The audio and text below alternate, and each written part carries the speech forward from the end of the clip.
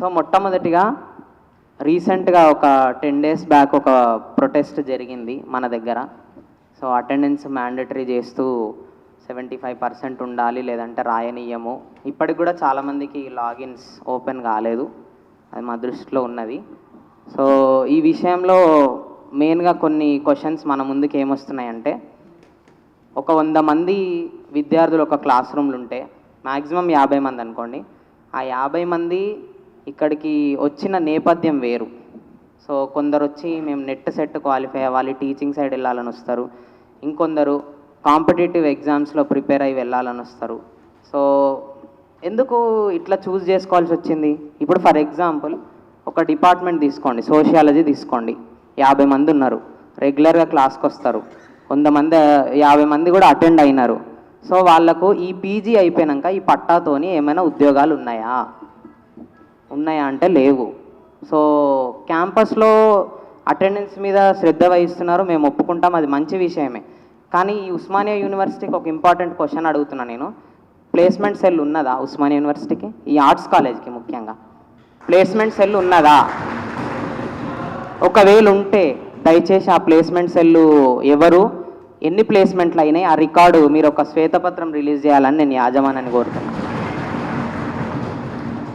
ఇక్కడ BC SC ఎస్టీలు వస్తారు, బడుగు బలహీన వర్గాలు వస్తాయి, చదువుకొని ఉద్యోగాలు కొట్టాలి, వాటిని ఎంకరేజ్ చేయాలని గతంలో మాట్లాడినటువంటి వాళ్ళు ఇప్పుడు ఎందుకు ఇంత మంకుపట్టు పట్టినారు? మేము రామనట్లేదు, సరే క్లాసుకు వచ్చేలా చేయండి.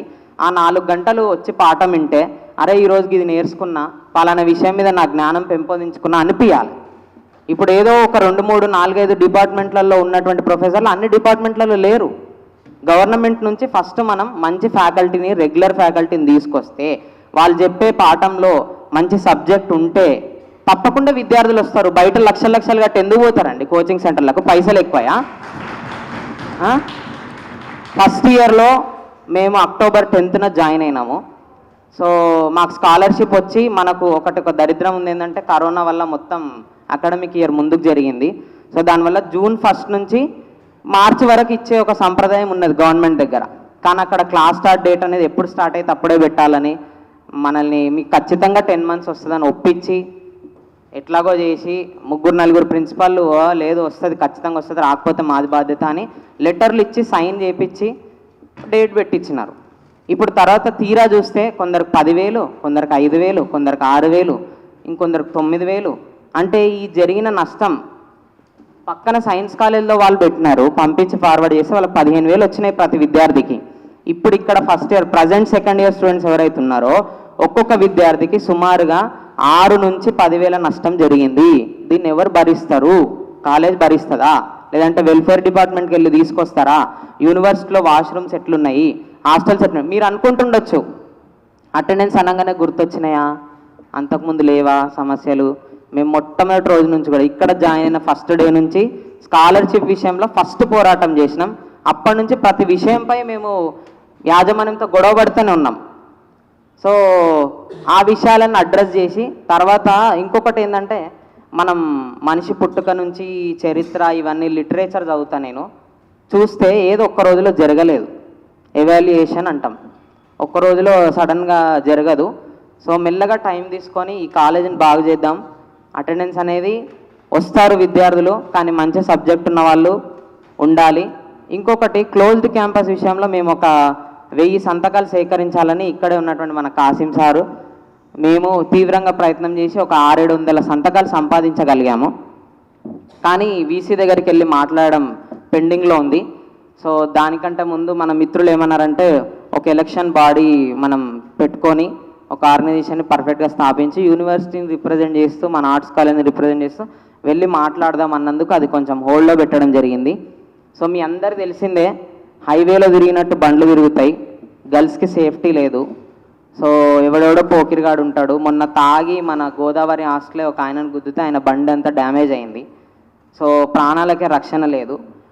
అటెండెన్స్ అంటున్నారు కదా, మరి అన్ని యూనివర్సిటీలో స్ట్రిక్ట్గా ఉంది, 75% ఉంది, ఈ యూనివర్సిటీలో కూడా ఉండాలి, ఆర్ట్స్ కాలేజ్ మూతపడుతుందని ఇంత కన్సర్న్ ఉన్న వాళ్ళు మరి ఏ యూనివర్సిటీలో ఓపెన్ క్యాంపస్ ఉందో చెప్పండి తెలంగాణలో. గవర్నమెంట్ దగ్గర వెళ్ళి పోరాడాల్సింది ఇవి. ఈ విషయాలలో ఒక్కడు కూడా మాట్లాడట్లేదు, ఒక్కరు కూడా ముందుకెళ్ళి పోరాటం చేయట్లేరు. ఒకవేళ చేస్తే కానీ ఏం చేసినారన్నది కూడా ఈ సందర్భంగా మీరు వివరించాలి. సో ఇవన్నీ చేయండి. ప్రతి విద్యార్థి మీరు తీసుకునేటువంటి నిర్ణయాలకు కట్టుబడి ఉంటాడు. ఈ వేదిక మీద నుంచి నేను ముఖ్యంగా డిమాండ్ చేస్తుంది ఒకటి, క్లోజ్ క్యాంపస్. మీరందరూ ఏకీభవిస్తున్నారు అనుకుంటున్నా. ఎవరికైనా కావాలా ఓపెన్ క్యాంపస్? సో ముఖ్యంగా నేను ఓపెన్గా చెప్తున్నా, ఎవరు ఏమనుకున్నా నాకు సంబంధం లేదు. స్టూడెంట్ ఆర్గనైజేషన్స్ అన్నీ కూడా అంటే చాలా వరకు ఈ క్లోజ్డ్ క్యాంపస్ అనే సిద్ధాంతానికి వ్యతిరేకం. నాకు చాలా బాధ అనిపిస్తుంది ఆర్ట్స్ కాలేజ్ ముందు నుంచి ఇట్లా తిరుగుతుంటే. ఒకరోజు ఒకటి జెండా కడతాడు, ఇంకో రోజు ఇంకోటి. ఎన్నడైనా స్టూడెంట్కి సంబంధించిన జెండాలు ఎగిరినాయా? ఆర్గనైజేషన్ ఎందుకు ఎగురుతాయండి? మొత్తం పిల్లర్కి ఎవడో వచ్చి ప్రోగ్రామ్ పెడతాడు ఠాగూర్ ఆడిటోరియంలో, వాన్ బ్యానర్లు ఎన్సీసీ గేట్ నుంచి ఇటు వరకు మనం చూడాలి. ఇట్లుంటుంది. ఒక యాన్యువల్ డేలు గతి ఉండయి కాలేజీలకు. ఏనా సాంస్కృతిక ఇప్పుడు కల్చర్ని, ఆర్ట్స్ కాలేజ్ అంటేనే కల్చరు. మన కాసిం సార్ వచ్చి కూడా నేను ముగిస్తాను, 2 నిమిషాలు తీసుకుంటా. కాసిం సార్ వచ్చి కూడా 3-4 నెలలు అయింది. నేను ఒక్క హాస్టల్ కూడా సార్ విజిట్ చేయలేదు.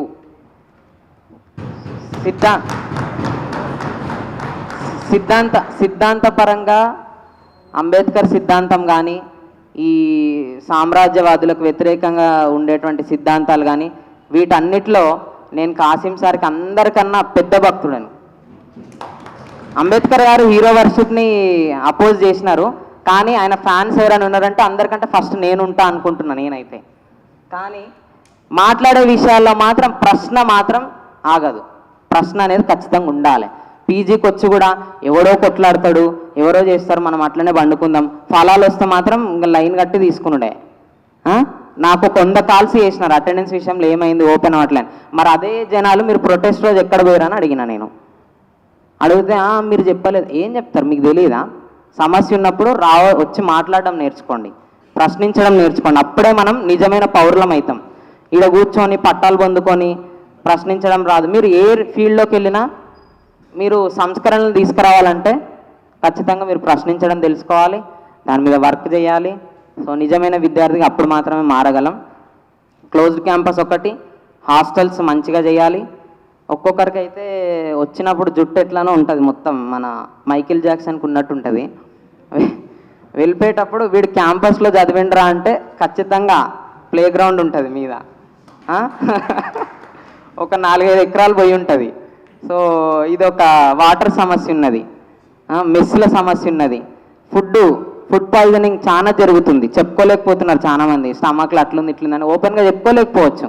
అమ్మాయిలకైతే హాస్టల్లో దారుణమైన ఫుడ్ ఉంది, లేడీస్ హాస్టల్లో. వీటి మీద అన్నిటి మీద కూడా ఫస్ట్ ఫోకస్ చేసి దాంతోపాటు ఈ అటెండెన్స్ విషయాన్ని కూడా ముందుకు తీసుకురండి. ఇంకోటి కాసిం సార్కి నేను వినయంగా ఒకటి చెప్పాలనుకుంటుంది ఏంటంటే, 4th సెమిస్టర్ నుంచి మనం ఈ అటెండెన్స్ మీద స్ట్రిక్ట్ చేద్దాం. 75% అంటే నిజంగా లోడ్ పడుతుంది, వేరే వాటి మీద కాన్సన్ట్రేట్ చేయలేరు. కాబట్టి ఒక 15 ఎంతో ఒకటి నిర్ణయించి ఖచ్చితంగా అది కావాలని ఫస్ట్ ఇంటర్నల్ నుంచి తీసుకెళ్తే చాలా బాగుంటుంది.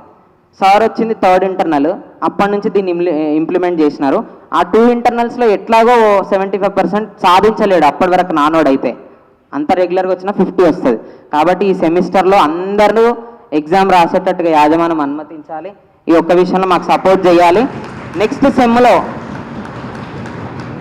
సెమిస్టర్ 4లో ఖచ్చితంగా ఏదైతే అటెండెన్స్ నిర్ణయిస్తారో దానికి వచ్చేటందుకు ప్రయత్నం చేస్తాం. ఒకవేళ వ్యాలిడ్ రీజన్స్ ఏదైనా ఉంటే బ్యానర్ మీద ఉన్నదే సార్, అది ఇంతమంది చప్పట్లు కొడుతున్నారంటే అది అందరికి సంబంధించిందే సార్.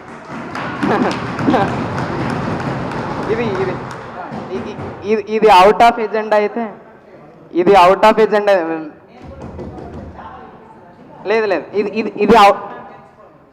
ఇది అవుట్ ఆఫ్ ఎజెండా అయితే ఇంతమంది ఇక్కడ మద్దతు తెలియజేయరు. ఈ ఎండ్లో మనం కొన్ని రిజల్యూషన్స్ పాస్ చేస్తాం. ఈ సెమిస్టర్లో ఖచ్చితంగా అందరు ఎగ్జామ్స్ రాయబోతున్నారు. ఈ విషయంలో ఎవరు ఆందోళన పడొద్దు. ఒకవేళ ప్రాబ్లం వస్తే మనం ఎంతకన్నా ఉండి పోరాడడానికి సిద్ధంగా ఉన్నాం. కాసిం సార్ అంతవరకు మనల్ని ఇబ్బంది పెట్టారు, ఎందుకంటే నా బిడ్డలు అని చెప్తున్నారు కాబట్టి. సో నెక్స్ట్ సెమిస్టర్ నుంచి ఏవైతే మార్పులు ఉన్నాయో అవి తీసుకొని ముందుకెళ్ళాలని కోరుకుంటున్నా. అందరికీ ధన్యవాదాలు.